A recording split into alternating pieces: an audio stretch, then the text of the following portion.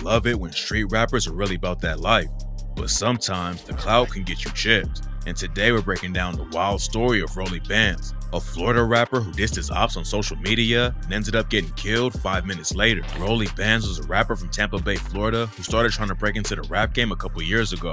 He posted his first music video back in February 2021 and stayed pretty consistent, but unfortunately, the streets caught up to him before he could really make it in the industry.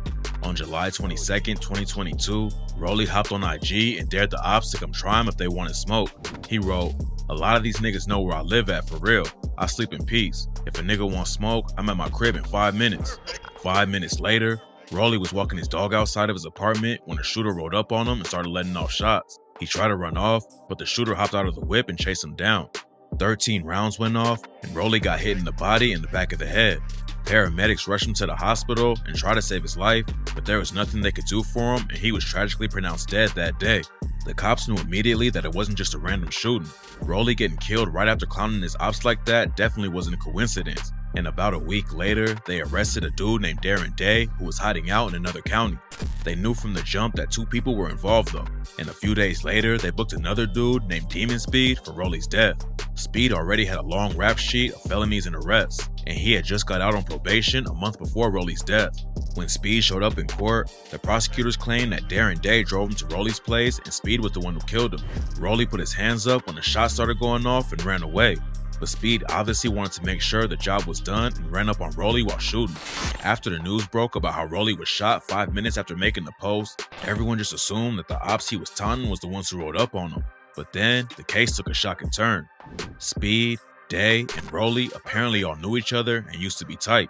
According to the investigation, all 3 of them were involved in a tax fraud scheme together, and that's where the issue started. Rollie was allegedly going to file his sister's tax returns and somehow get a lot of money back. The plan was to give some bread to whoever helped him with the play, but apparently something went wrong that made them all start beefing over it. And it turns out that Rollie didn't just put a message out to the ops on social media. He also texted Speed directly and said, "I'm 5 minutes away. If you're like that, pull up."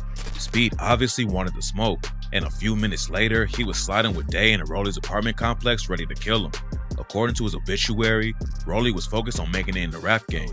His friends and family said that's all he ever talked about, and 95% of his conversations were about music. But he didn't just want to make a name for himself and leave everyone behind. Rollie said, "If I make it, I don't want to be known as a rapper. I want to be known for helping those in need with my music." What makes the situation even more tragic is that he left behind a daughter named Kashmir who won't be able to grow up with her father in her life. Rolliebands obviously has some street drama holding him back, but it seems like he was really dedicated to leaving it behind and helping everyone around him too. Unfortunately though, he was killed before he had the chance, and the rap game lost another talented artist over some petty drama. Rest in peace to Rolliebands.